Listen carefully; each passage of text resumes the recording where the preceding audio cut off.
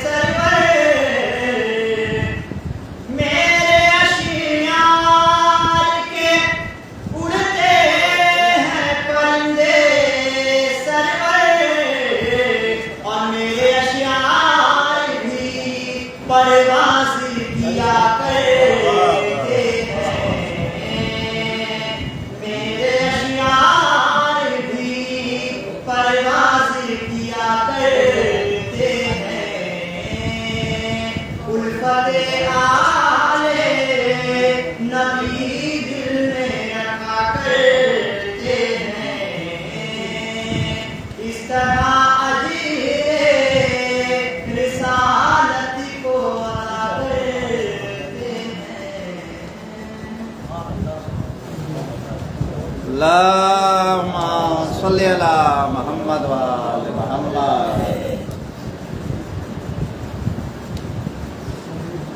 اللهم صل على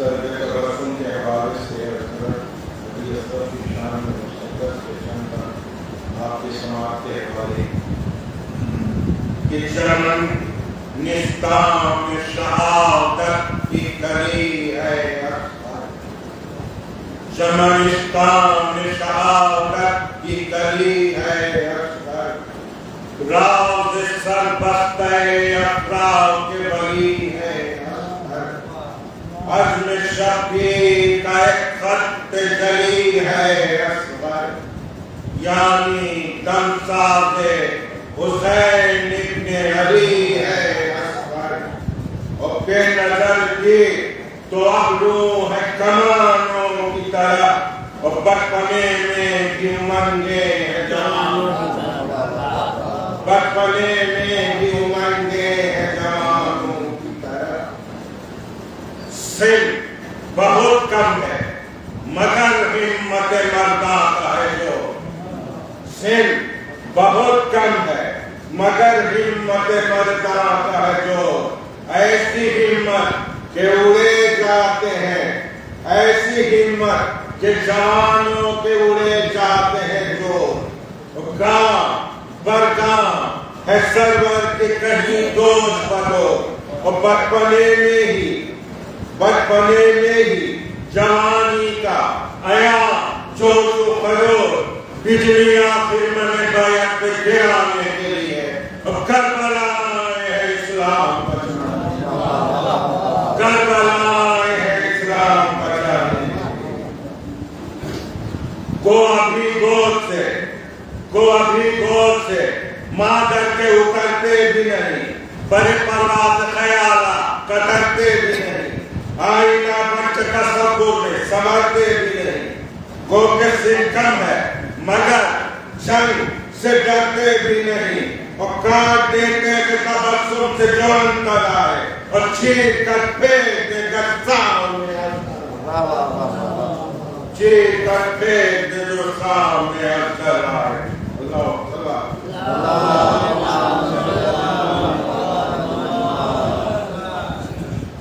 تو بچپنے میں بھی ہے اجداد کے ورثے کا خیال، بچپنے میں بھی ہے اجداد کے ورثے کا خیال، دیوریوں سے ہی آیا ہے دل معصوم کا حال. کہیں آ جائیں نا اسلام کی شوکت پہ زبان، کہیں آ جائیں نا اسلام کی شوکت پہ زبان، ننھی پیشانی پہ حیدر و صفدر کا جلا، جان کو عقل کا فرمان رہے یا نہ رہے، دین اسلام رہے، جان رہے یا نہ رہے، دین اسلام رہے، جان رہے یا نہ رہے. تو اپنے اجداد کی پرجوش طبیعت پائی، اپنے اجداد کی پرجوش طبیعت پائی، اور طبیعت میں شرافت کی حلاوت پائی، حسن اخلاق کی دین و وراثت پائی، وارثے بھی تھے تو ورثے میں شہادت پائی، اور موت کو عزیز بنانے کا ہنر جانتے ہیں. کیسے ہوتا ہے عبادت کا سفر جانتے ہیں، کیسے ہوتا ہے عبادت کا سفر جانتے ہیں. تو جیسے قرآن میں ہے سورہ کوثر تنہا، جیسے قرآن میں ہے سورہ کوثر تنہا، ویسے قرآن شہادت میں ہے اثر تنہا. جیسے قرآن میں ہے سورہ کوثر تنہا، ویسے قرآن شہادت میں ہے اثر تنہا. جیسے انسان کی بستی میں پیغمبر تنہا، ویسے میدان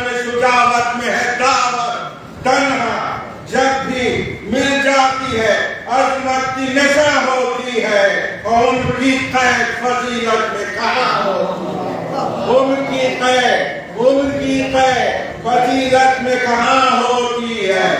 پھر نعرہ سلوات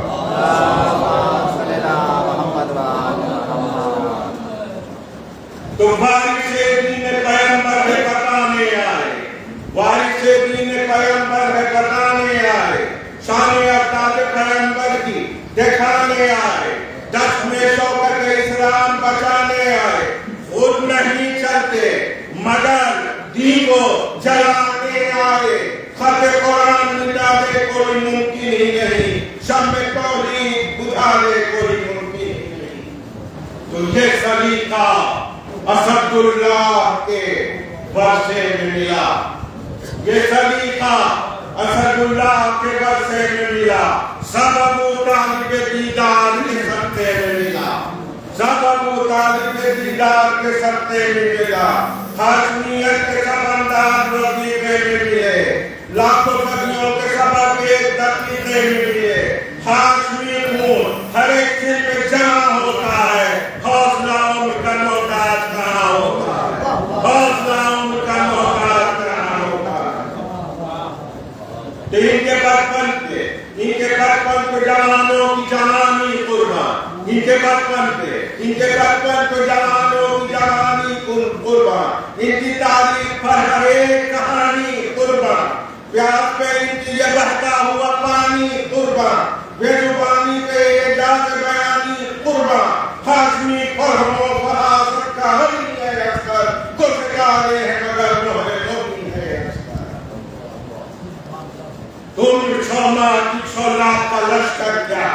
عمر 6 ماہ کی 6 لاکھ کا لشکر کیا ہے؟ ایک اشارے سے اٹھا دے، ارے خیبر کیا ہے؟ دیکھیں آباد نہیں، فوج کے جوہر کیا ہے تو بچہ مگر اللہ ہے، تیور کیا ہے؟ ارے بات کے عزم کی تلوار نظر آتا ہے، جنگ میں حیدر کرار، جنگ میں حیدر کرار، جنگ میں حیدر کرار۔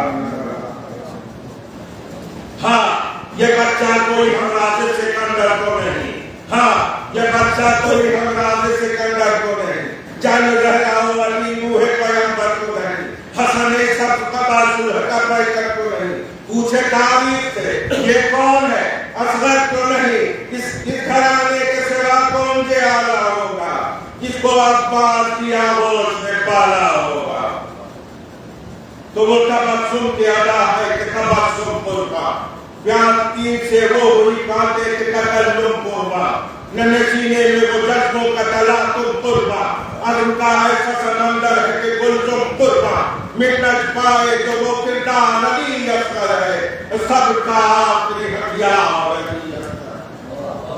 تو اپنی پہچان بتانے کی ضرورت کیا ہے؟ اسلحہ تن کو سجانے کی ضرورت کیا ہے؟ دیکھ اور دین چلانے کی ضرورت کیا ہے؟ ان کو ہتھیار اٹھانے کی ضرورت کیا ہے؟ جنگ کا رنگ بتا دے گا سمر کون سا ہے، جنگ کا رنگ بتا دے گا سمر کون سا ہے، اور سمر خود ہی بتا دے گا شجر کون سا ہے، اور سمر خود ہی بتا دے گا شجر کون سا ہے۔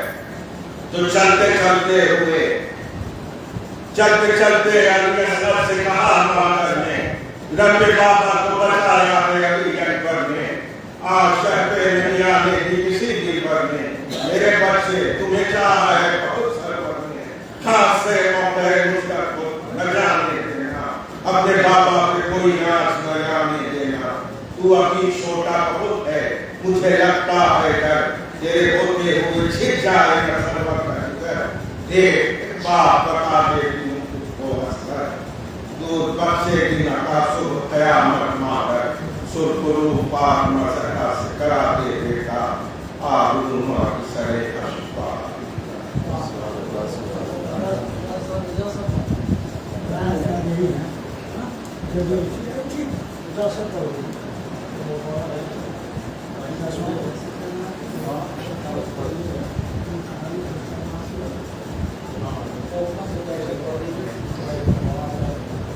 اللهم صل على محمد وآل محمد۔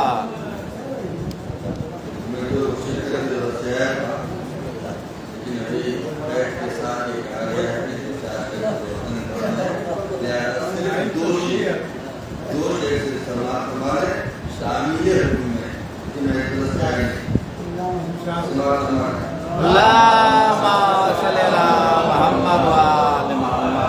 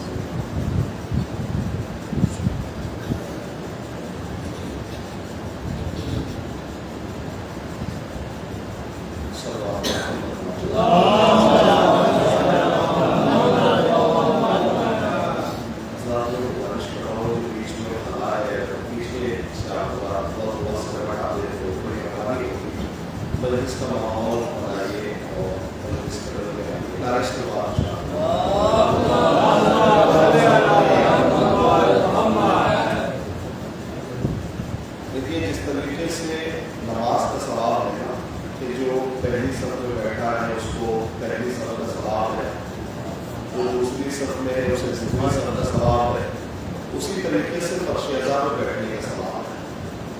اور خود قرآن کی آیت بھی ہے وَالسَّابِقُونَ السَّابِقُونَ أُولَٰئِکَ الْمُقَرَّبُونَ. جو جتنا زیادہ قریب ہے وہ اللہ سے اتنا زیادہ قربت یافتہ ہے. ایک سلوات پڑھو.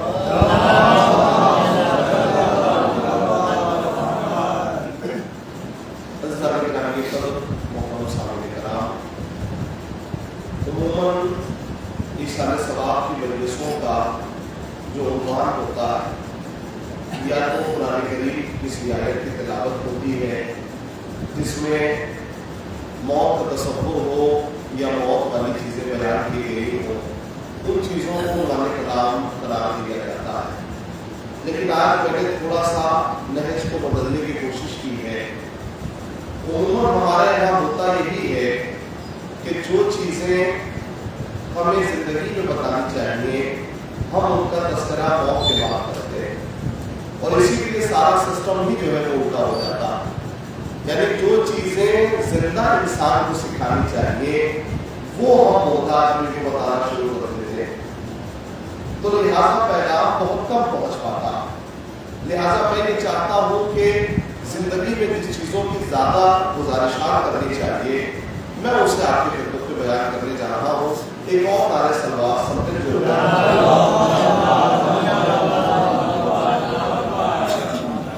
جناب فاطمہ الزہرا سلام اللہ علیہا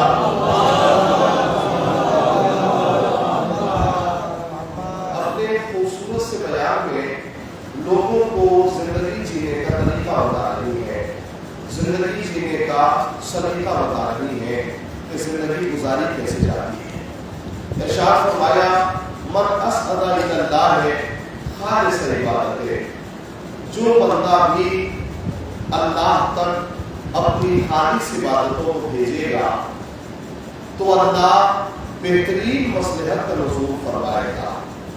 یعنی جناب فاطمہ ہم سے چاہتی کیا ہے؟ ہماری جتنی بھی عبادتیں ہوں ان عبادتوں میں خلوص ہونا چاہیے، ان عبادتوں میں دکھاوا نہیں ہونا چاہیے، وہ عبادتیں خلوص سے بھرپور ہونی چاہیے.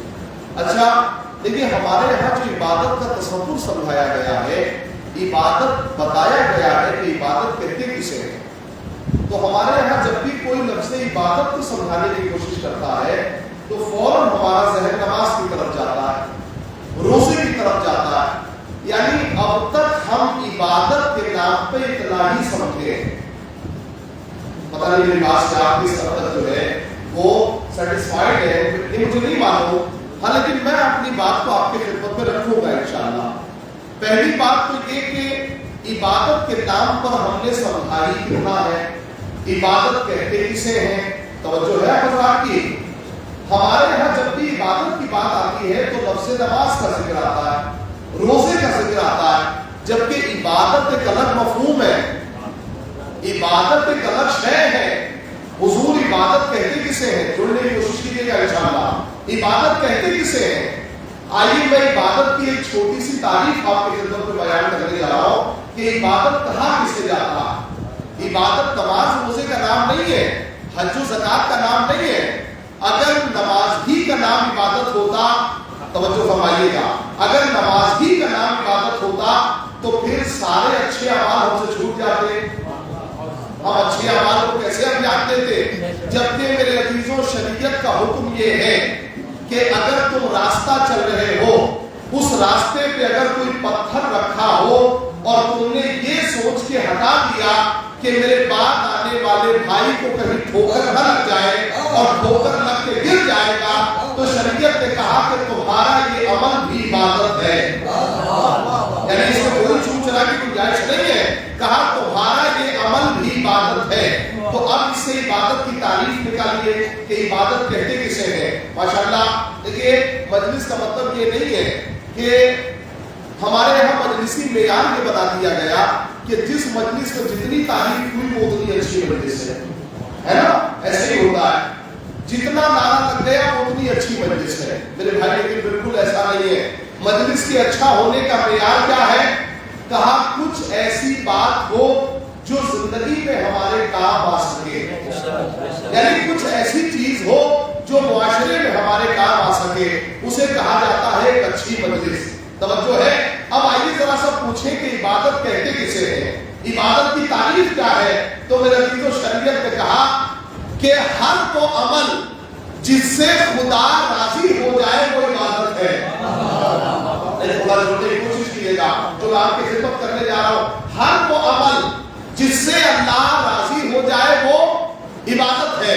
ہر وہ عمل جس سے خدا خوش ہو جائے اسے عبادت کہا جاتا ہے. تو میرے بھائی تو بہت سی نمازیں بھی ایسی ہیں جن سے خدا راضی نہیں ہے. تھوڑا روک لیجیے گا بھائی, بہت سے روزے بھی تو ایسے ہیں جس سے خدا راضی نہیں ہے. اس کا مطلب ہے کہ ہے نماز لیکن عبادت نہیں ہے. ہے روزہ لیکن عبادت نہیں ہے. تو کمال یہ ہے کہ ہر وہ عمل جس سے خدا راضی ہو جائے, جس سے اللہ راضی ہو جائے. توجہ ہے. اب اگر مجلسیں ایسی ہو کہ جو خدا کی خوشنودی کا باعث بنے تو مجلس کا کرنا عبادت, لیکن شرط یہ ہے کہ اللہ راضی ہو جائے, شرط یہ ہے کہ خدا راضی ہو جائے. آئیے میں دکھانا چاہتا ہوں اللہ راضی کیسے ہوتا ہے. دنیا میں بہت سی تلواریں چلی, بہت سے تلوار کے گھڑی گزرے, لیکن کوئی تلوار سیف اللہ نہیں ہو سکی. لیکن جب ایک تلوار اللہ کی مرضی کے مطابق چلی تو سیف اللہ بنی یا نہیں بنی؟ تو میرے بھائی مرضی معمول شرط ہے, اللہ کی مرضی شرط ہے کہ ہر وہ عمل جس سے خدا راضی ہو جائے وہ عبادت ہے. جس سے اللہ ناراض ہو جائے وہ گناہ ہے, جس سے خدا راضی ہو جائے وہ عبادت ہے. تو آپ نے ملاحظہ نہیں فرمایا میرے عزیزو, ابھی میں نے تلوار کی بات کہی ہے. دنیا میں بہت سے ہاتھ اٹھے غریبوں کی مدد کرنے کے لیے, لیکن کوئی ید اللہ نہیں ہو سکا. کیوں؟ کہا اس لیے کہ ان کے کار خیر سے خدا راضی نہیں تھا. نہیں متوجہ نہیں ہوگا آپ نے کیا کہہ رہا ہوں. ان کے کار خیر سے خدا راضی نہیں تھا, لیکن جب ایک ہاتھ اللہ کی مرضی کے مطابق اٹھا تو ید اللہ بنا یا نہیں بنا؟ میں جانے سلوات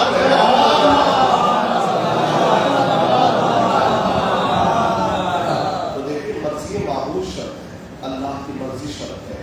ہمارا ہر وہ بھائی ہمارا کار خیر کام ہی کس چیز کا, اس کا نام کار خیر کیسے رکھتے ہیں کہ جب تک اس سے خدا راضی نہ ہو جائے, اللہ راضی نہ ہو جائے.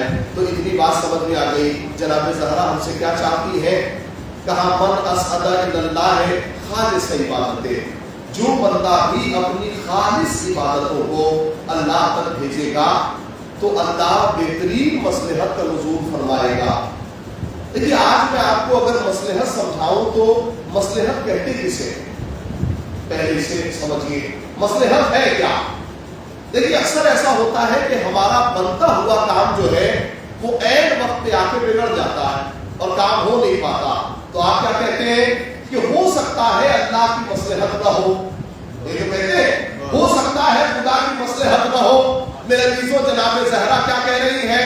اگر تم نے اپنی عبادتوں میں خلوص پیدا کر لیا تو وہ کام جو تمہارا نہیں ہوتا تھا وہ بھی ہونے لگے گا. السلام علیکم. اگر تم نے اپنی عبادتوں میں خلوص پیدا کر لیا. توجہ. اچھا دیکھیے مومنین سب سے بڑا چیلنج آج کے دور میں یہ ہے کہ خلوص کو آج کے دور میں سمجھایا کیسے جائے. خلوص کو بات سمجھ لیں میری آپ, خلوص کو اس دور میں بتایا کیسے جائے. آپ بہت اچھا سن رہے ہیں, غور سے سن رہے ہیں, مجھے بہت اچھا لگ رہا ہے. ٹھیک ہے, خلوص کہتے کسے ہیں آج کے دور میں, خلوص کو بتایا کیسے جائے. تو دیکھیے میں تھوڑی سی کوشش کر رہا ہوں آج کے دور میں خلوص کو بتانے کی. میں مسجد میں آج نماز پڑھنے کے لیے بالکل سرے وقت پہنچا. اتفاق سے جیسے دیکھیے ہر بھولا ہوا کام نماز میں یاد آ جائے گا, ہر بھولا ہوا کام نماز میں یاد آ جائے گا. میں نے پلٹ کے جیسے ہی اپنے آنکھوں کے اشارے سے دیکھا تو میں نے کیا دیکھا کہ میرے بالکل پہلو میں ایک صاحب کھڑے ہوئے تھے. میں نے سوچا کہ بھائی انہوں نے کبھی مجھے نماز پڑھتے ہوئے تو دیکھا ہی نہیں, یعنی مجھے کبھی نماز پڑھتے ہوئے نہیں دیکھا. تو میں نے سوچا کہ پروردگار لمحہ بہت اچھا ہے, اے میرے اللہ کیا میں ابھی مجھے اجازت ہے کہ میں انہیں دکھانے کے لیے تھوڑی थोड़ी सी अपनी नमाज लंबी कर दूं? खुलूस कहते किसे है? इसे समझने की कोशिश कीजिएगा। क्या मुझे इजाजत है कि मैं इसे दिखाने के लिए अपनी नमाज लंबी कर दूं? आवाज़ कुदरत आई कि अगर दिखावे वाली पढ़ रहे हो तो उजरत भी उसी से मांग लेना, हमसे मत मांगना।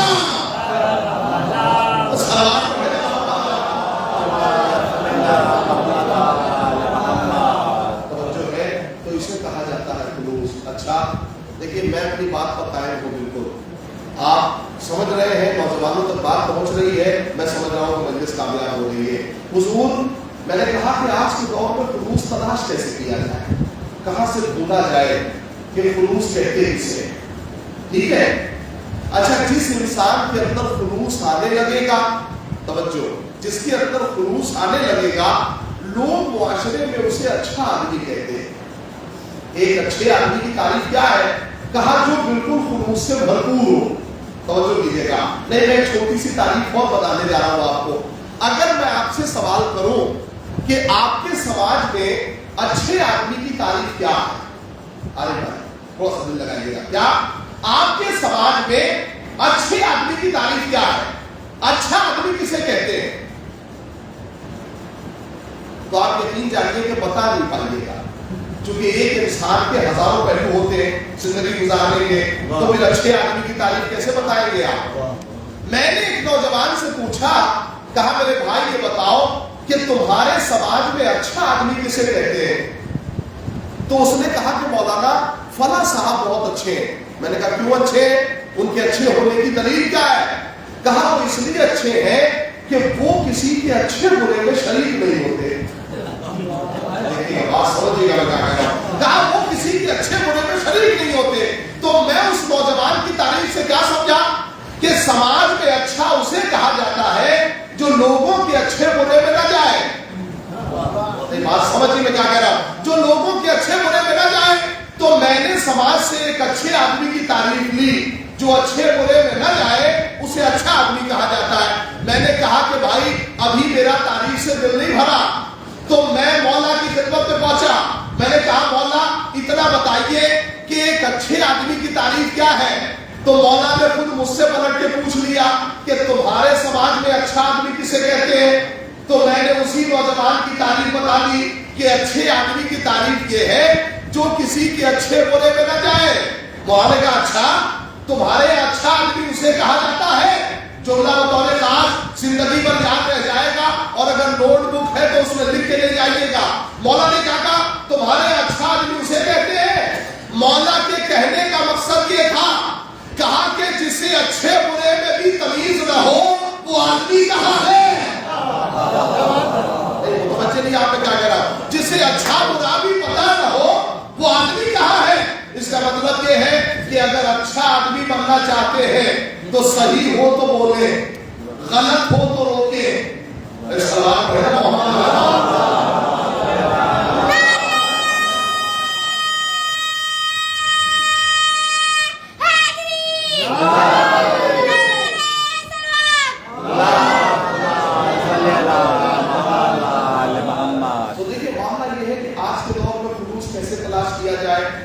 जहां मेरे अजीजों घर की जिंदगी से लेके बाहर की जिंदगी तक हर चीज में हुजूर मिलावट हो, यानी इस मिलावटी और मखलूत दौर में खुलूस कहां से लाया जाए, खुलूस कहां से तलाश किया जाए। अगर आप मुतवज्जे हैं तो इंशाअल्लाह मैं इस बात को पहुंचाऊंगा आपकी खिदमत में कि इस मिलावटी दौर में खुलूस कहां से तलाश किया जाए।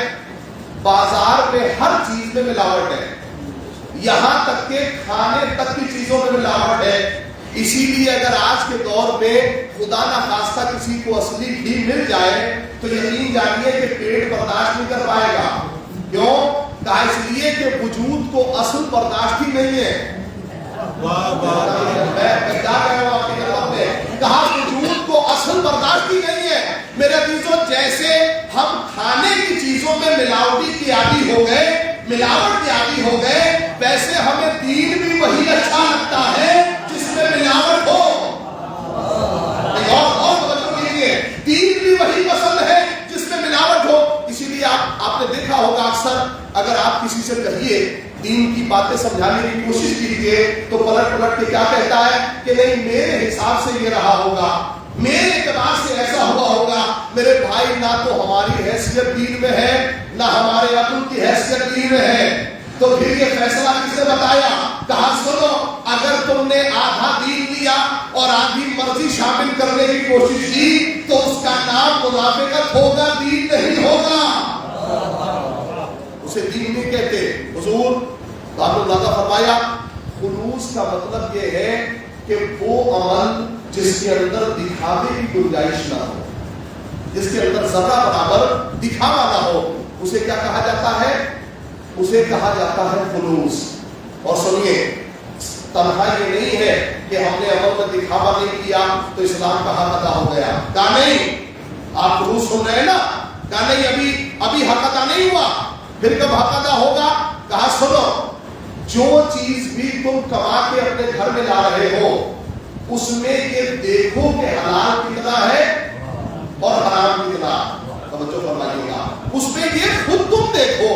بھائی کوئی دوسرا تو بیان کے بتائے گا نہیں, خود تم دیکھو کہ اس کے اندر حلال کتنا ملا ہوا ہے اور اس کے اندر حرام کتنا ملا ہوا ہے. میرے عزیزوں, جتنی حلال چیزیں ہیں نا اللہ نے اس میں برکت بہت رکھی ہے, برکت بہت ہے اس کے اندر. اسی لیے اکثر آپ نے دیکھا ہوگا کہ انسان کم ہی کما رہا ہوتا ہے لیکن بعض ایسے آدمی بھی ہے کمانے والے ماشاءاللہ رزق حلال حاصل کرنے والے کہ ان کا رزق ختم ہونے کا نام ہی نہیں لیتا. کیوں؟ کہ اس لیے کہ حلال میں برکت بہت ہے اور برکت دکھتی نہیں ہے. برکت دکھتی نہیں ہے.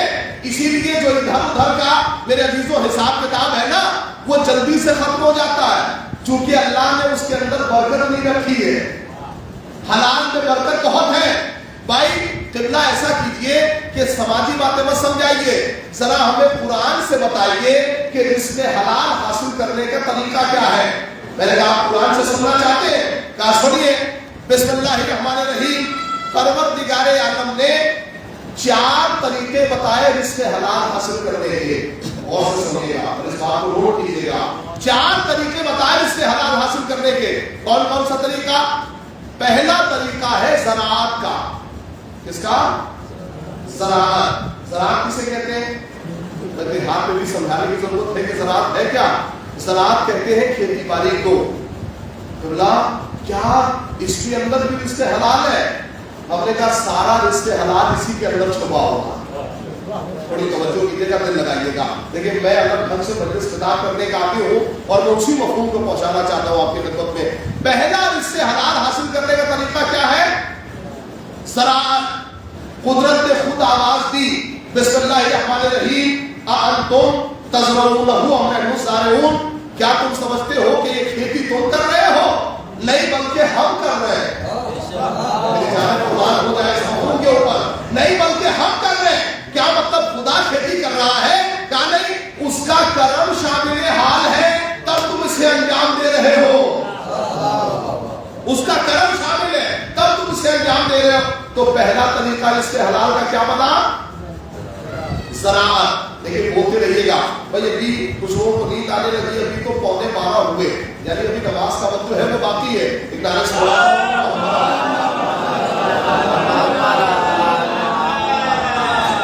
حلال حاصل کرنے کا پہلا طریقہ زراعت. توجہ. دوسرا طریقہ قدرت نے بتایا رزق حلال حاصل کرنے کا صنعت. کیا ہے؟ صنعت. توجہ فرمائیے گا. تیسرا طریقہ بتایا رزق حلال کا تجارت. اور کہا کہ کہاں جنگلوں میں بھاگے جا رہے ہو, آؤ ہم تمہیں تجارت بتاتے ہیں, ایسی تجارت جو تمہیں جہنم کی آگ سے محفوظ کر لے. اللہ نے تجارت کی. کیسی؟ مومنین کے نفسوں کو خریدا, اس کے عوض میں اپنی مرضی رکھی. مومنوں کے نفسوں کو خریدا. دیکھیے معاملہ یہ ہے کہ آج کے دور میں اگر کوئی نوکری کا اور سرکاری نوکری کا خواہ ہے تو وہ خواہ بھول جائے. آج کے دور میں بالکل جو ہے وہ اثر نہیں ہے. تو میرے عزیزوں پھر کرے کیا؟ کہا انہی رزق حلال میں سے کچھ تلاش کر لو. دل لگائیے گا, انہی رزق حلال میں سے کچھ تلاش کر لو. دیکھیے معاملہ یہ ہے ہمارے یہاں بزنس کی طرف توجہ بہت کم ہے, بہت کم ہے. لیکن میں نوجوانوں سے، چونکہ نوجوانوں کے ہاتھوں میں ہمارا مستقبل ہے، لہٰذا میں نوجوانوں سے خطاب کر رہا ہوں. میرے عزیزوں، ہمارے یہاں جب بھی اگر کسی سے بزنس کی بات کیجئے، تجارت کی بات کیجئے، تو وہ چاہے وجود چھوٹا ہو لیکن اپنے قد سے بڑا بزنس کرنا چاہتا ہے. ایک مرتبہ چاہتا ہے کہ بہت لمبا بزنس ہو، اور اسی لیے ساری ہمت جو ہے وہ ٹوٹ جاتی ہے، پھر اس کام کو کر نہیں پاتا. میرے عزیزوں، نبی اکرم نے فرمایا کہ تجارت کے اندر 90% فائدہ، چھوٹا بڑا نہیں، تجارت جیسی بھی ہو 90% کا فائدہ ہے. میں موضوع آپ کی خدمت میں دے رہا ہوں. اللہ نے اپنے بڑے بڑے نبیوں سے وقت پڑنے پر چھوٹے چھوٹے کام کرائے. دل لگائیے میں کیا کہہ رہا ہوں. جناب نوح بڑھئی تھے، جناب موسیٰ لوہار کا کام کیا کرتے تھے. پروردگار یہ اتنے بڑے بڑے انبیاء یہ اتنے چھوٹے چھوٹے کام کرا رہا ہے، یہ کیوں چھوٹا کام کرا رہا ہے؟ یہ بڑے نبی ہے نا تو ان سے بڑا کام کرا. کہا نہیں، اس میں مقصد ہے، میں بڑے نبیوں سے چھوٹا کام اس لیے کرا رہا ہوں کہ اس دنیا میں کسی کو حق حاصل نہیں ہے کہ وہ اس کے حلال کو برا کہتے ہیں. اس دنیا میں کسی کو حق حاصل نہیں ہے. اگر ہماری بستی میں کسی نے چھوٹا کام کر لیا تجارت کے نام پر تو اگلے دن سے لوگ اس کو بھول جاتے ہیں، اس کی تجارت کے نام سے اسے یاد کرتے ہیں. ہوتا ہے کہ نہیں ہوتا آپ کے ایسا؟ ہمارے ایسا ہی ہوتا ہے. حضور، اس کا مطلب یہ ہے کہ معاشرہ ہمت توڑنا چاہتا ہے، معاشرہ ہمت توڑنا چاہتا ہے. میرے عزیزوں، رزق حلال حاصل کرنے کے کتنے طریقے میں نے آپ کو بتائے؟ ابھی 4 نہیں بتائے، 3 طریقہ بتایا. کون کون سا؟ زراعت، جزاک اللہ، صنعت، تجارت. پروردگار یہ پورا مجمع اس انتظار میں ہے کہ ان تینوں چیزوں کو تاریخ اسلام میں ایک جگہ پر دیکھ لیں. میں دیکھنا چاہتا ہوں، اسے کیسے سنیے گا. ان تینوں چیزوں کو تاریخ اسلام میں ایک جگہ پر دیکھ لیں.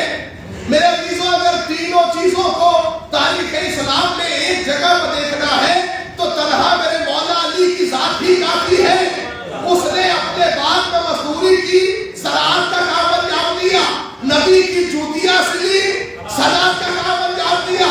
لیکن علی نے یہ جو دونوں کام کیے ہیں نا، یہ جاگتے ہوئے، یہ جاگتے ہوئے. لیکن جو تجارت کی ہے وہ جاگتے ہوئے بھی کی اور سوتے ہوئے بھی کی. لیکن جو تجارت کی ہے وہ جاگتے ہوئے بھی کی اور سوتے ہوئے بھی کی. اگر جاگتی ہوئی تجارت دیکھنی ہے تو میسم تمار کی دکان پر خورمے کی تجارت، اور اگر سوتی ہوئی تجارت دیکھنی ہے تو بستر پیغمبر پر تجارت.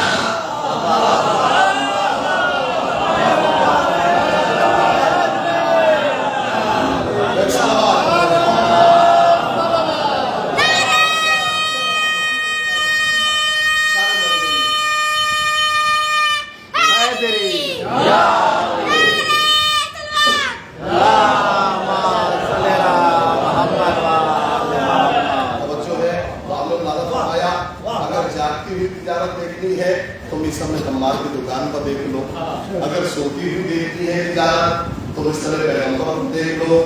لیکن رزق حلال حاصل کرنے کے میں نے 3 طریقے بتا دیے آپ کو. آپ نے ماشاءاللہ بہت اچھا سماعت کیا تو چوتھا طریقہ بھی سن لیجئے. ہاں، لیکن اتنا ضرور ہے کہ یہ جو آپ کما رہے ہیں، جو کچھ بھی گھر میں لا رہے ہیں، اس میں حلال کتنا ہے، توجہ، اور اس کے اندر حرام کتنا ہے. ایک نوجوان نے مجھ سے سوال کیا، کہا کہ اللہ، کیا ممکن ہے کہ رزق حلال میں اتنا بڑا فائدہ ہو جائے کہ ہم اچھا سا گھر بھی بنا لیں، اچھی سی گاڑی بھی خرید لیں اور اپنے گھر میں اچھی سی زندگی بھی بسر کر لیں؟ رزق حلال میں اتنا فائدہ ہے؟ تو میں نے کہا رزق حلال میں اللہ نے برکت بہت رکھی ہے. میں اپنی بات پر قائم ہوں اور اس کے آپ کے دلیل کے طور پر پیش کر رہا ہوں. رزق حلال میں اللہ نے برکت بہت رکھی ہے. کہا کہ اللہ تعالیٰ برکت سمجھائیے تو صحیح کہ برکت کہتے کسے ہیں؟ ہم نے کہا برکت دکھتی نہیں ہے، برکت دکھتی نہیں ہے. توجہ، تھوڑی سی توجہ فرمائیے گا. برکت دکھائی نہیں دیتی. کہا رزق حلال میں اتنا بڑا جو ہے وہ فائدہ ہے. تو میں نے کہا یہ بتاؤ، یہ فائدہ تم قرآن سے سنو گے یا حدیث سے سنو گے؟ کہا قبلہ ایسا کیجیے، سب سے پہلے مجھے معاشرے کی بات سمجھائیے کہ رزق حلال میں اتنا بڑا فائدہ ہو. کوئی ایسا تاریخ میں بزنس مین دکھائیے کہ جس کا رزق حلال ہو اور اتنا بڑا فائدہ اس نے کمایا ہو. میں نے کہا سنو، یہ بتاؤ کہ میثم تمار تاجر تھے یا نہیں تھے؟ کہا کہ تاجر تھے. تو صحیح. تو اس نے کہا، بڑی جسارت سے جملہ کہا قبلہ کیا ممکن ہے کہ میثم تمار کی تجارت میں کہیں سے ادھر ادھر کا نہیں تھا؟ یعنی کہیں سے ادھر ادھر کا نہیں تھا معاملہ. میں نے کہا بھائی میں بڑے یقین کے ساتھ کہہ رہا ہوں، نہیں میں دلیل دینا چاہتا ہوں کہ جناب میثم تمار کی تجارت میں کہیں بھی 2 نمبر کا معاملہ نہیں تھا. کہا ذرا دلیل تو دیجیے. میں نے کہا سنیے، وقت میں آ جائیے گا، تمام نوجوانوں کی توجہ ہونی چاہیے. میں نے کہا سنیے، جناب میثم تمار کھجور بیچتے بیچتے اکثر ایسا ہوتا تھا کہ اپنی دکان چھوڑ کے جب کہیں کام سے جاتے تھے تو حضرت علی اس دکان پر بیٹھتے تھے. نہیں واضح نہیں ہو سکا میں کیا کہہ رہا ہوں. حضرت علی اس دکان پر بیٹھتے تھے. کہا قبلہ آپ واضح کیا کرنا چاہتے ہیں؟ میں نے کہا سنو، مولا علی کے قدم وہاں جا ہی نہیں سکتے جہاں 2 نمبر ہو.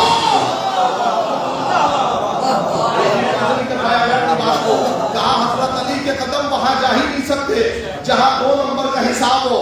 مولا کائنات کے قدم جہاں جائیں گے وہاں بالکل خالص معاملہ ہوگا.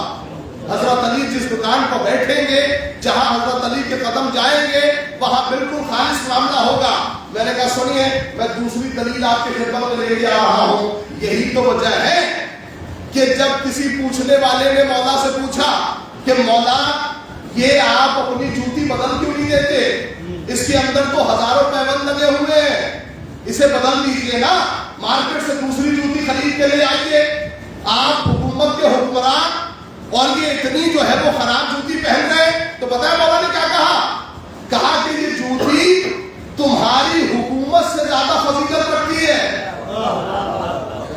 بات سن کے توجہ کے ساتھ خاص طور سے نوجوان، کہا یہ جوتی تمہاری حکومت سے زیادہ فضیلت رکھتی ہے. تو اس نے کہا حضرت علی ایک طرف تخت و تاج ہے اور دوسری طرف یہ پھٹی ہوئی جوتی، یہ کیسے تخت و تاج سے افضل ہو جائے گی؟ کہا سنو، یہ تخت و تاج وہ ہے جہاں تم بیٹھے ہو، اس پہ کبھی باطل نے پیر رکھا، کبھی حق نے پیر رکھا. توجہ نہیں ہو سکی. کہا یہ جو تخت و تاج ہے اس پہ کبھی باطل آیا، کبھی حق آیا، کبھی حق آیا، کبھی باطل آیا، لیکن یہ جو میری جوتی ہے نا، اس پہ کبھی باطل نے قدم نہیں رکھا. سلمان پڑھے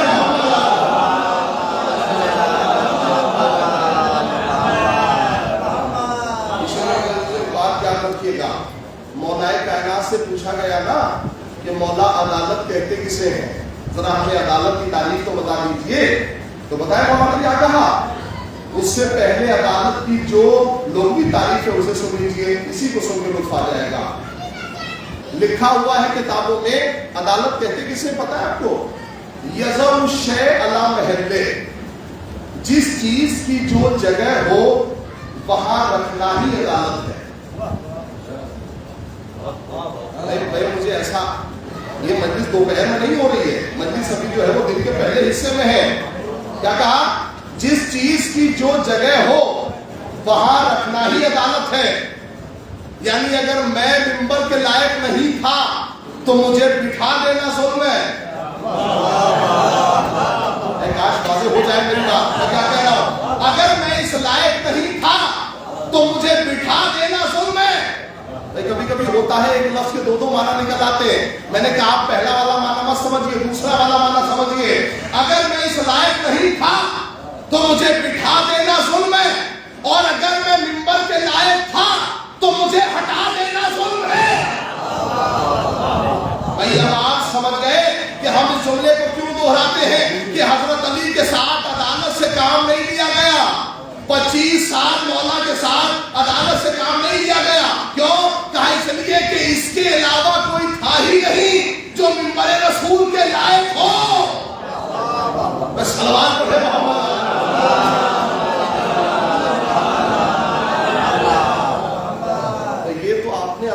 लुग़वी तारीफ सुनिए। मैं जल्दी से एक बात आपकी खिदमत में अर्ज करूं, लेकिन जरा सा वो तारीफ तो सुन लीजिए जो मौलाए कायनात ने बयान की। मौला से पूछा गया, मौला अदालत कहते किसे हैं, जरा हमें भी बताइए। तो बताया मौला ने कहा, मेरे पास 2 आदमी आए और रोटी 4 हो, मैं 2 रोटी एक को दे दूं और 2 रोटी दूसरे को दे दूं। अभी मौला की बात मुकम्मल भी नहीं हुई थी कि पता है उसने क्या कहा पलट के, कहा मौला फिर तो अदालत हो गई। तो मौला ने कहा इसे अदालत नहीं कहते, ये मसावात है। दिल नहीं लगाया आपने, क्या कहा मौलाना, मैं आपसे गुजारिश कर रहा हूं, मौला ने कहा इसे अदालत नहीं कहते, ये मसावात है, ये बराबरी है। कहा मौला फिर अदालत किसे कहते हैं, कहा ये देख के दिया जाए जिसकी भूख 3 रोटी की हो उसे 3 दिया जाए, जिसकी भूख 2 की हो उसे 2 दिया जाए। इसीलिए हम कहते हैं कि अहले बैत का मुकाबला आम आदमी से नहीं किया जा सकता, क्योंकि आम आदमी मसावात तो कर सकता है लेकिन अदालत नहीं कर सकता, अदालत नहीं कर सकता। खुदा की कसम ये शियत का इफ्तिखार है कि अदालत उसूल दीन में है। ये हमारा इफ्तिखार है कि अदालत जो है वो हमारे यहाँ उसूल दीन में रखी गई है। मेरे अजीजों, कभी अदालत को समझना हो ना तो मौलाए कायनात से समझिए। जिस चीज की जो जगह हो, इसे जितना समझना है समझते रहिए, जिस चीज की जो जगह हो वहां रखना ही अदालत है। अब आइए मैं चौथी चीज को मिलाऊं और अदालत को वाज़ेह करूं। मेरे अजीजों, 3 बातें मैंने आपकी खिदमत में बताई। रिज़्क़ हलाल हासिल करने का तरीका, ज़राअत, सनअत और तिजारत। माशाअल्लाह याद है तिजारत। देखिए मजलिस का मतलब ही यही है, ऐसा ना हो कि बाद में लोग कहें कि पढ़ी तो बहुत अच्छी थी लेकिन ये नहीं मालूम कि क्या पढ़ा था। तो मैं चाहता हूं अगर मजलिस अच्छी हो तो याद होनी चाहिए कि मजलिस में पढ़ा क्या गया।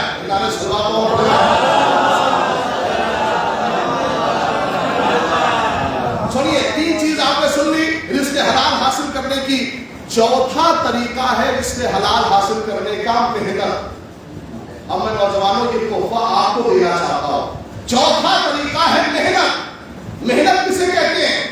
आइए जरा अल्लाह से पूछा जाए कि मेहनत कहते किसे हैं, तो अल्लाह मेहनत के बारे में कैसे बताएगा? जो एक कुल से पूरी कायनात बना दे उसे मेहनत करने की जरूरत क्या है?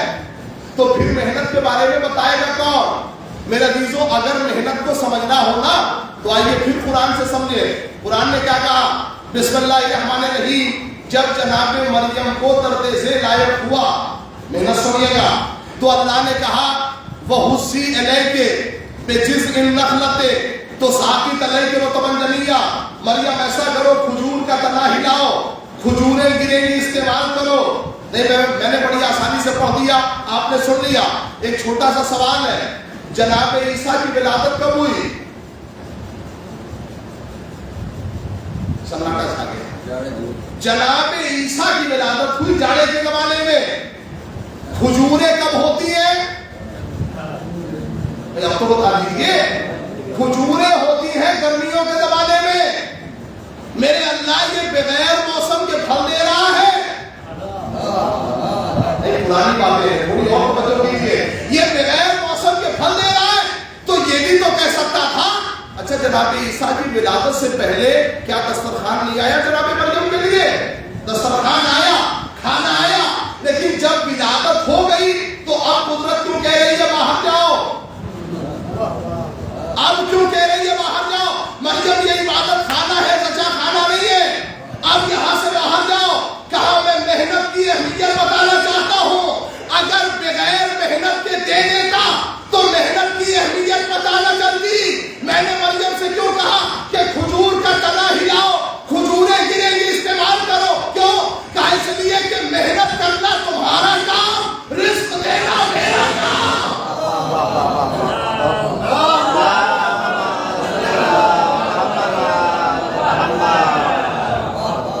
मेहनत करना तुम्हारा काम और रिस्क देने की जिम्मेदारी किसकी है? अल्लाह की है। नौजवानों, मैं ऐसी बात पढ़ने का आदि हूँ, बातें जो सबकी समझ में आए। और एक बात मैं आपसे कहना चाहता हूँ, आज पूरी दुनिया में कोई ऐसा नौजवान आपको नहीं मिलेगा कि जो भूखा हो। आप कहेंगे बात में तजाद है, بہت سے ایسے نوجوان ہیں جو بھوکے ہیں، تو میں اپنی بات کو دلیل رکھتا ہوں حضور، وہی نوجوان بھوکا ہے کہ جو محنت نہیں کر رہا۔ یہ قرآن ہے، میں آپ کی خدمت میں قرآن پڑھ رہا ہوں۔ کوئی ایسا نوجوان پوری دنیا میں تلاش کرنے سے نہیں ملے گا کہ جو محنت کر رہا ہو اور بھوکا سو جائے۔ یہ قرآن کہہ رہا ہے محنت کر رہا ہو اور بھوکا سو جائے۔ تو اب اگر اتنی بات آپ سمجھ گئے تو یہ بات تو ضرور پہنچے گی آپ کی خدمت میں، پوری دنیا میں محنت کی یہ اہمیت ہے، تو انصاف سے بتائیے کہ کیا پیغمبر اکرم سے بھی زیادہ کسی نے محنت کی؟ سرکار اپنی مرتبہ سے زیادہ کسی نے محنت نہیں کی۔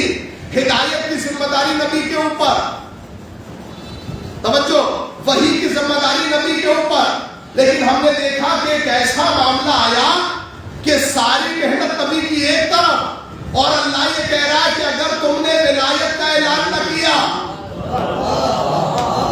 عجیب مسئلہ ہے، ساری محنت رکھی رہ جائے گی، اگر تم نے اعلان ولایت نہ کیا، میں کہوں گا اے میرے خدا، یہ کام کو فرض سمجھ کے کرتے ہیں، تو کبھی قرآن میں ایسا لہجہ تم نے کسی اور کے لیے استعمال ہی نہیں کیا جیسا لہجہ نبی کے لیے استعمال کیا۔ یا ایھا الرسول بلغ، اے رسول پہنچا دو، یا ایھا الرسول بلغ، اے نبی تبلیغ کرو۔ دیکھیں بلغ ہے تبلیغ سے، نبی تبلیغ کرو۔ پورے قرآن میں صرف ایک جگہ ایسی ہے کہ جہاں تبلیغ کا حکم دیا،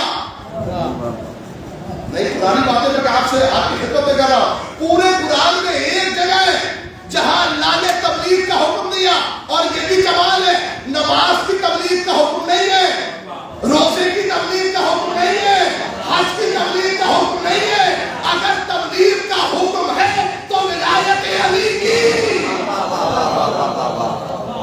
اگر کسی قرآن ہے جو آپ کی خدمت میں پڑھ رہا ہوں، اگر کسی چیز کی تبلیغ کا حکم ہے تو ولایت علی کی تبلیغ ہے۔ توجہ، میں کہوں گا اے میرے خدا، نبی سے اس لہجے میں گفتگو کر رہا ہے، آج تک تو نے کبھی یہ لہجہ استعمال نہیں کیا جس لہجے میں نبی سے بات کر رہا ہے۔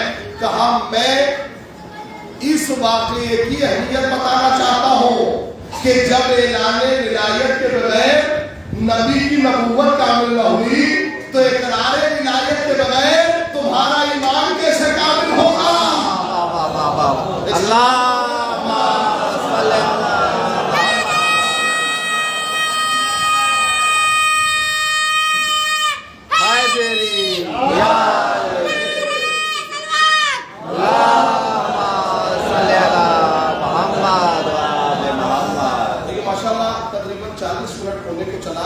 اور 20 منٹ کے اندر مجھے مجلس تمام بھی کر دینی ہے، چونکہ نماز کا وقت بھی 12:30 کا ہے، اس سے پہلے مجھے ختم کر دینا۔ آپ نے ماشاءاللہ بڑے اچھے انداز میں سن لیا۔ ایک اور تحفہ بچا ہوا ہے آج کی مجلس کا، جسے اور سن لیجئے کہ پروردگار عالم نے محنت کرنے والوں کے حصے میں رکھا کیا ہے، اسے اور سن لیجئے خوبصورتی کے ساتھ۔ جتنے لوگ محنت کرتے ہیں نا، محنت کرنے والوں کے حصے میں اللہ نے برکت رکھی ہے، اور اسی برکت کو کہا جاتا ہے نعمت۔ اسی لیے ہمارے معاشرے میں جس کے یہاں سب سے زیادہ ہے نا ماشاءاللہ، چاہے وہ پیسہ ہو، زمین جائیداد ہو، کچھ بھی ہو، تو کہا جاتا ہے فلاں صاحب کو اللہ نے بڑی نعمتوں سے نوازا۔ یہ تو کہا جاتا ہے فلاں صاحب کو بڑی نعمتوں سے نوازا ہے، لیکن یہ جملہ صرف ہماری زبانوں پہ ہے۔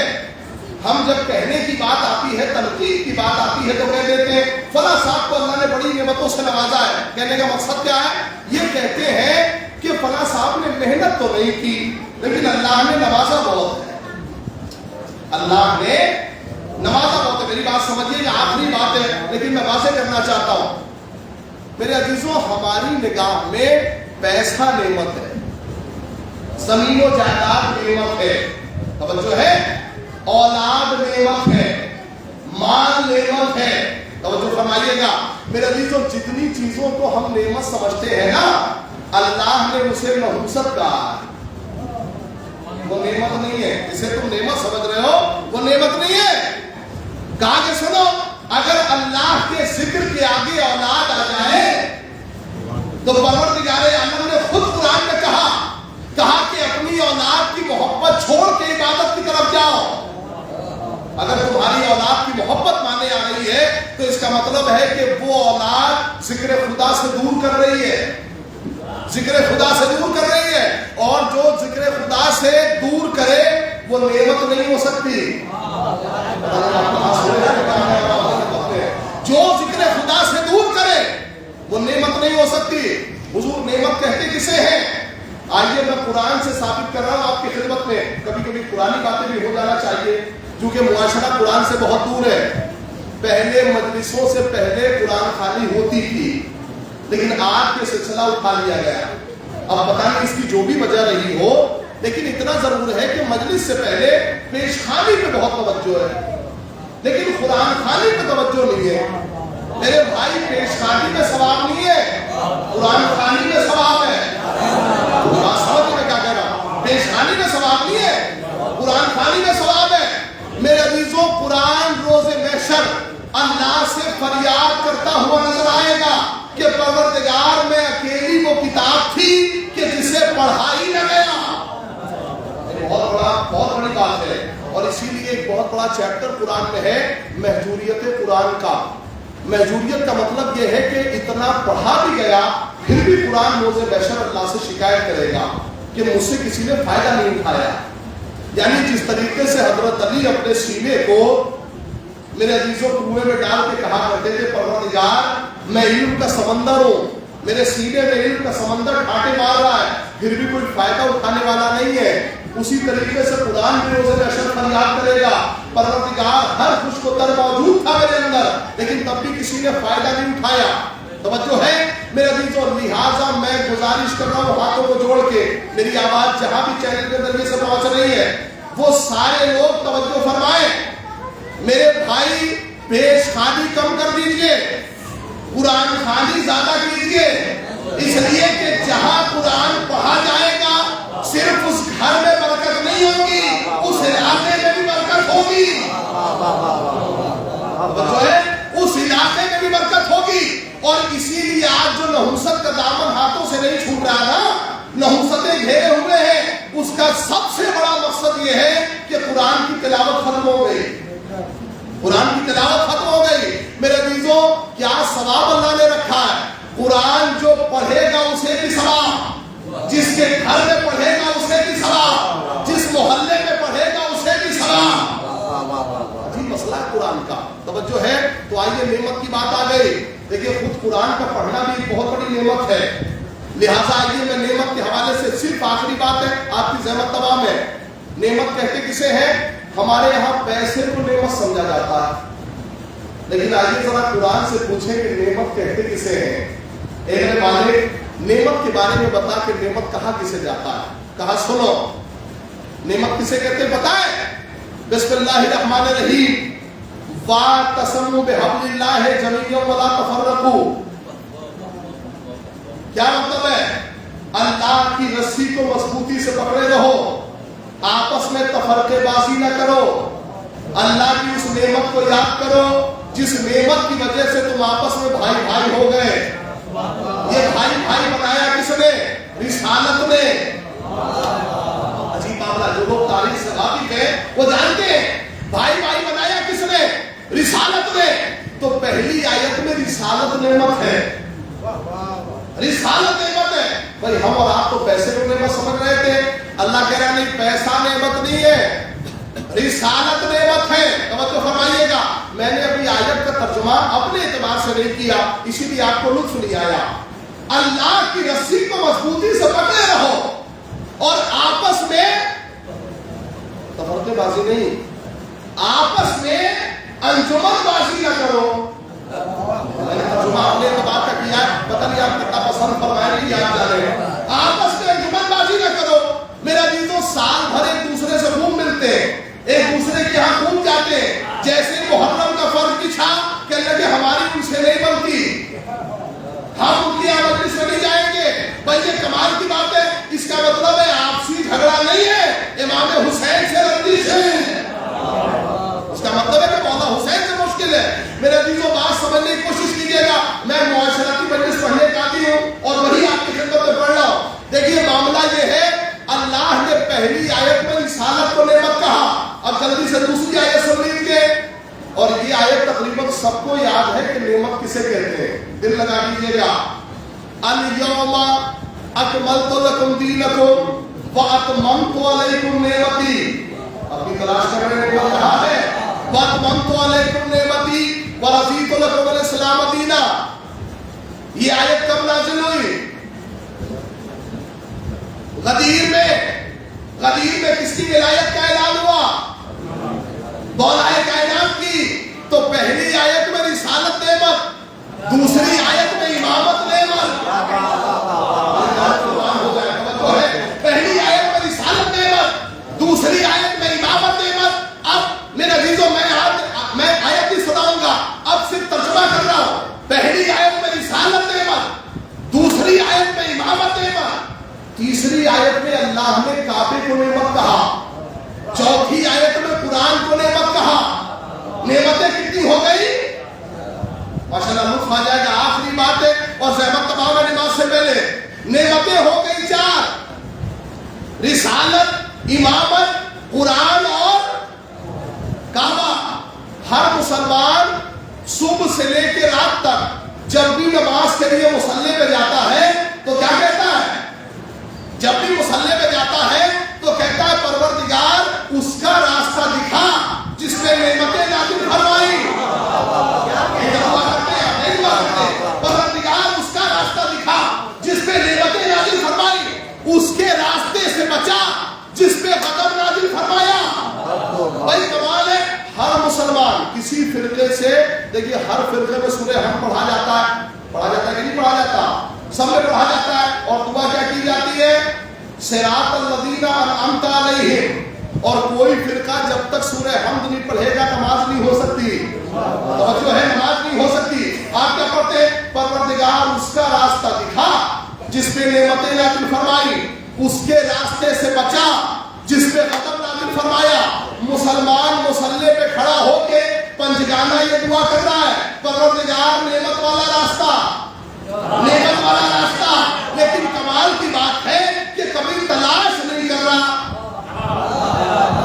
भाई दुआ खूब कर रहा है अल्लाह नेमत वाला रास्ता, लेकिन तलाश नहीं कर रहा कि ये नेमतें हैं किसके पास। लेकिन अगर आपने दिल लगा दिया तो मजलिस का सबसे खूबसूरत जुमला होगा, मेरे अजीजों तलाश नहीं कर रहा। भाई ये बता रहा है परवरदिगार नेमत नाज़िल फरमा, नेमत की दुआ कर रहा है लेकिन तलाश नहीं कर रहा।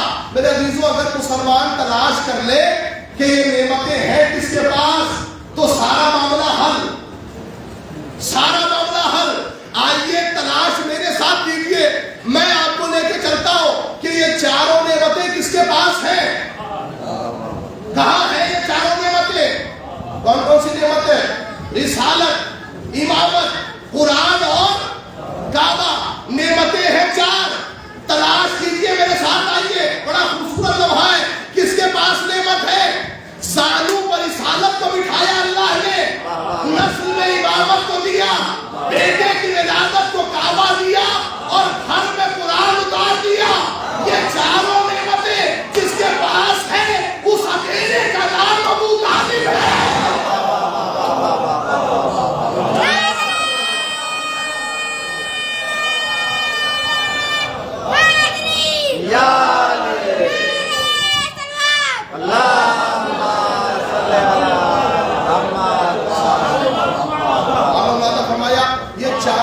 किसके पास है? हर मुसलमान, हर फिरका अपने अपने मुसल्ले पे जाके, अपनी मस्जिदों में जाके क्या दुआ कर रहा है? परवरदिगार नेमत वाला रास्ता दिखा, अल्लाह नेमत वाला रास्ता दिखा। लेकिन तलाश ही नहीं कर पा रहा कि नेमतें हैं किसके पास। आज मैंने मजलिस में आपकी खिदमत में बताया कि ये चारों नेमतें किसके पास है। जानू पर रिसालत है, नस्ल में इमामत है, बेटे की विलादत को काबा है और घर में कुरान है। और मुसलमान कमाल कर रहा है, मुसल्ले पे खड़ा होके कह रहा है परवरदिगार अबू तालिब का रास्ता दिखा, और घर जाके कह रहा है वो ईमान नहीं लाए थे। मुसल्ले पे कह रहा है परवरदिगार अबू तालिब का रास्ता दिखा, और बाहर जाके कह रहा है वो ईमान नहीं लाए थे। आपको ईमान की दलील चाहिए। खुदाई कसम पढ़ने का दिन और था, लेकिन मामला चूंकि नमाज से करीब हो गया, मैं नहीं चाहता कि देखिए जिक्र मौला और नमाज में जरा बराबर टकराव हो। لہٰذا میں اپنی بات کو یہی ختم کر رہا ہوں. نعمت کے حوالے سے کبھی اور موقع ملا تو اور آپ کی خدمت کروں گا کہ نعمتیں تلاش کیجیے. نعمت ہے کہاں کہاں. آپ نے ایمان ابو طالب پہ انگلی اٹھائی نا کہ وہ ایمان نہیں لائے تھے. ذرا ابو طالب کی زبان سے خود سن لیجئے کہ ایمان لائے تھے کہ نہیں لائے تھے. میرے ایمان پر خود ہی میری سیرت ہے گواہ. میرے ایمان پر خود ہی میری سیرت ہے گواہ.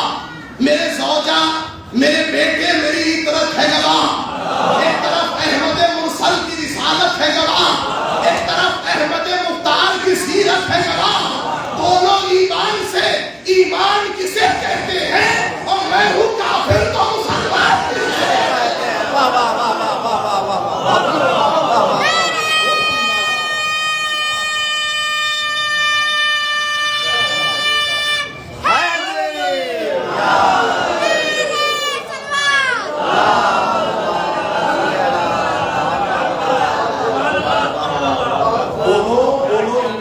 ایمان کسے کہتے ہیں اور میں ہوں کافر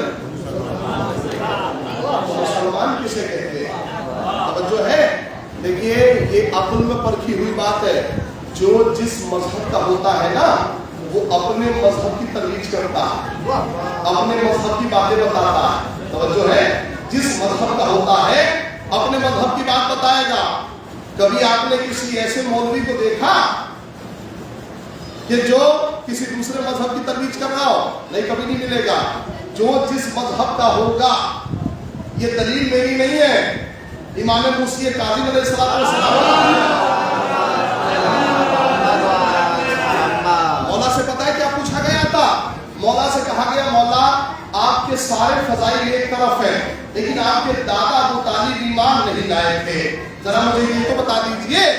مولا نے بالکل ہمارے لہجے میں اس کا کلاس لگا دیا اور لا کے اپنے پہلو میں بٹھایا اور کہا کہ آج جب تک یقین نہیں آئے گا میں تمہیں اٹھنے نہیں دوں گا. جیسے ہمارا لہجہ ہوتا ہے نا, امام نے کہا میں کبھی اٹھنے نہیں دوں گا. اس نے کہا مولا مجھے بتائیے. امام نے کہا سنو, پوری دنیا میں کوئی ایسا آدمی تلاش کر کے لاؤ کہ خود تو دوسرے مذہب پہ ہو اور لوگوں کو دوسرے مذہب کی دعوت دے. جو ہے خود تو دوسرے مذہب پہ ہو اور لوگوں کو دوسرے مذہب کی دعوت دے. اگر میرے دادا ابو طالب کافر ہوتے تو اسلام کی دعوت ہی کیوں دیتے. جو ہے لہذا آپ کو خبر بھی نہیں ہے کہ نعمت کہتے کسے. ہمارے یہاں جب بھی نعمت کی بات آتی ہے تو بینک بیلنس کا حساب ہوتا ہے کہ اللہ نے کتنی نعمتوں سے نوازا, لیکن تمہیں خبر ہی نہیں کہ نعمت کہتے کسے. میں بڑا شکر گزار ہوں, آپ نے بڑے اچھے انداز میں سماعت کر لیا اور میرا یقین ہے کہ اسے دلوں میں بٹھا لیا ہوگا. میں نے آج کی بات یہیں ختم کر دی. دیکھیے جہاں تک نعمتیں اور فضائل کا معاملہ ہے, یہ فضائل چھیننے سے نہیں آتے کسی سے. فضائل کے لیے محنت کرنی پڑتی ہے, زحمت کرنی پڑتی ہے. اہل بیت اطہار کو اللہ نے اتنا نوازا تھا, اس کے باوجود بھی رات رات بھر سجدے, دن بھر روزے, غار حرا کی منزل اور عبادت خدا. رمضان کسی سال سخت ہو جائے تو نوجوان کہتا ہے کہ اس سال بڑا سخت ہے, روزہ کم ہو جائے. غار حرا کی منزل اور عبادت خدا, کبھی سوچئے گا موقع ملے تو ساری کائنات سے بندگی کا مطالبہ کرنے والا خدا اپنے حبیب سے کہہ رہا ہے, اے میرے حبیب راتوں کو ذرا سو جایا کرو, راتوں کو ذرا آرام کر لیا کرو. یہ قوم اللہ قلیلہ کیا ہے؟ ساری دنیا سے عبادت کا مطالبہ کرنے والا خدا اپنے حبیب سے کہہ رہا ہے تمہاری عبادتیں اتنی اچھی لگی کہ تھوڑی کم کر دو, تھوڑا آرام کر دو. توجہ ہے میرے عزیزوں, یعنی کبھی اللہ کو اتنا راضی تو کر لے اپنے عمل سے کہ پروردگار خود پوچھے کہ بتا تیری رضا کیا ہے. واہ واہ واہ. اپنے اعمال سے اللہ کو ایسا راضی کر لے. اہل بیت نے کیسا راضی کیا؟ کربلا کی چچرا کی ملکوں اور ایسی پیاس, ایسی بھوک کہ پیاس کی وجہ سے جو بچہ بھوک کھولتا ہے تو بند کرنے کی صلاحیت نہیں ہے. आमादा हो गए आप मसाइब के लिए, एक जुमला और सुनिए ताकि दिल आमादा हो सके। लेकिन मसाइब सुनने सुनाने की चीज़ नहीं है, मसाइब एहसास का नाम है। आपकी ज़िंदगी में एहसास कर लिया, ये जुमला बहुत काफ़ी है। इतने भूखे और प्यासे थे इमाम हुसैन के बच्चे कि प्यास की वजह से जिनका मुंह खुलता था उनके अंदर सलाहियत नहीं होती थी कि मुंह को बंद कर ले, और जिन बच्चों का मुंह बंद होता था उन्हें मुंह खोलने तक की सलाहियत नहीं थी। आपको मालूम अंदाजा होगा कितनी भूख थी, कितनी प्यास थी। आप रो रहे हैं, खुदा की कसम मैं गवाह हूँ इस बात का, मैं ऊपर से सबका चेहरा देख रहा हूँ, मैं इस बात का गवाह हूँ आप रो रहे हैं। लेकिन ऐसा रोना शहजादी को पसंद नहीं है। फिर कैसे रोया जाए? जनाब अबू बसीर इमाम मोहम्मद बाकिर के पहलू में बैठे थे, मसाइब इमाम हुसैन रो रहा था। इमाम ने पूछा अबू बसीर क्या कर रहे हो? कहा मौला मैं आपके जब के मसाइब सुन के रो रहा हूँ, मौला मैं गिरिया कर रहा हूँ। कहा अबू बसीर रो रहे हो? इमाम ने चेहरे से रुमाल हटाया, देखा कि आंखें सुर्ख हो गई है, आंखें सूज गई है। कहा अबू बसीर मैं तुम्हारी जन्नत का ज़ामिन हूँ, खुदा की कसम मैं जन्नत का ज़ामिन हूँ, लेकिन मुझे ऐसा रोना पसंद नहीं है। मेरे जब पे ऐसे गिरिया करो जैसे घर से जवान की मदद निकला करती है। अबू बसीर मेरे जब पे ऐसे हो। एक इमाम हुसैन के चाहने वाले की मजलिस है और हुसैन के चाहने वालों की मजलिस है। मैं एक बात मोमिनीन से पूछना चाहता हूँ, इस लॉकडाउन में जिसकी जिसकी भी मैयत हुई, जिसका जनाजा उठा, यही जाने दिल में कसक रह गई कि हम अच्छे अंदाज में न तो मैयत उठा सके, न गिरिया कर सके, न मजलिसें कर सके। तो लिहाजा मैं गुजारिश कर रहा हूँ कि अब लॉकडाउन के बाद जब मौका मिल गया तो किसी भी एतबार की कमी न करना, किसी भी एतबार की कमी न करना। आइए जरा सा एक बूढ़े बाप से पूछा जाए कि आपके दिल की हसरत क्या है, तमन्ना क्या है? तो उस बूढ़े बाप ने कहा कि मेरे दिल की सबसे बड़ी हसरत ये है कि मेरे नौजवान बच्चों के कांधों पर मेरा जनाजा कब्रिस्तान तक चला जाए। इससे बड़ी हसरत मेरे दिल की नहीं है। यानी मैं दुनिया का सबसे खुशनसीब आदमी हूँ कि मेरे जनाजे में मेरे बच्चे शामिल हो जाए, इससे बड़ी मेरे लिए खुशी नहीं है। मेरे अजीजों, जब कोई जनाजा अपने बाप का उठा रहा होगा तो यकीन जानिए क्या करबला की तरफ सहन नहीं जा रहा होगा कि हमने एक ऐसा बूढ़ा बाप भी देखा कि जवान बेटे का जनाजा उसके हाथों में है और वो बनी असद के बच्चों को आवाज दे रहा है, ए बच्चों, एक बूढ़े बाप से जवान की मैयत उठाए नहीं उठती। अल्लाह की आवाज़ों में रहमत नाज़िल करे, अल्लाह आपको कोई गम न दे सिवाय बदमज़लूब करबला के। मेरे अजीजों, मैं एक बात आपसे यकीनी तौर पर कहना चाहता हूँ। देखिए, इतना ज़रूर है, अगर बाप के मरने पे जो बच्चा बहुत ज़्यादा हिला मिला रहता है या करीब रहता है बाप के, या जिसने खिदमत की हुई होती है, नौजवानों एक बात और जिंदगी में याद रखना, जिन बच्चों ने अपने माँ बाप की खिदमतें की है ना, वो जब रोज़े महशर पहुंचेंगे तो उसका सवाब देखेंगे, खुदा की कसम उसका सवाब देखेंगे। आज तो हम बड़े झल्लाहट वाले अंदाज में कह देते हैं, माँ बाप को झड़क देते हैं, लेकिन खुदा की कसम हमें सवाब का अंदाजा नहीं है कि माँ बाप के साथ खिदमत करने का कितना बड़ा सवाब अल्लाह ने रखा है। मेरे अजीजों, एक जुमले में सुन लीजिए, परवरदिगार आलम ने कितना बड़ा सवाब रखा है। जिन माँ बाप की खिदमत बच्चा करते करते दुनिया से चला जाए, हमने ये देखा, लेकिन अगर उसी माँ बाप के जनाजे पर बच्चे को खुल के न रोने दिया जाए, हमारे मुआशरे में क्या कहते हैं, क्या लेकिन दिल खोल के रो लो कि दिल हल्का हो जाएगा, वरना खुदा का खास्ता दिल पे असर ना हो जाए। यही तो कहा जाता है कि दिल खोल के रो लो। लेकिन जरा करबला की खबर किसी ने भी, करबला में जब मेरे अजीजों हुसैन पर सकीना रोती थी तो उसे तमाचे लगाए जाते थे, अपने बीमार गिरिया करते थे तो ताशियाने लगाए जाते थे। मेरे अजीजों, बच्चे पलट पलट के पूछते थे, भैया हमें इतना बताओ कि हमारी खता क्या है। आपकी आवाज़ें गिरिया बुलंद है, मैं अपनी बात को तमाम कर देता, लेकिन एक जुमला और सुन लें, 1 मिनट नमाज में रह गया। मेरे अजीजों, एक जुमला सुन लीजिए ताकि हक अदा हो जाए। आप खुदा की कसम कभी रोने का जी चाहेगा, कभी आंसू बहाने का जी चाहे तो अपनी मुसीबतों को शामिल न करना, हुसैन की मुसीबतों में रोना, हुसैन की मुसीबतों में रोना। मेरे अजीजों, कैसे रोना? इमाम सज्जाद एक मर्तबा कस्साब के करीब गए, उससे पूछा, कहा ये बता तुमने जानवर को कैसे ज़िब किया? उसने कहा मौला जानवर को ऐसे ज़िब किया जाता है कि उसके गर्दन की 4 नसें काटी जाती है, फिर जिस्म छोड़ दिया जाता है कि जिस्म ठंडा पड़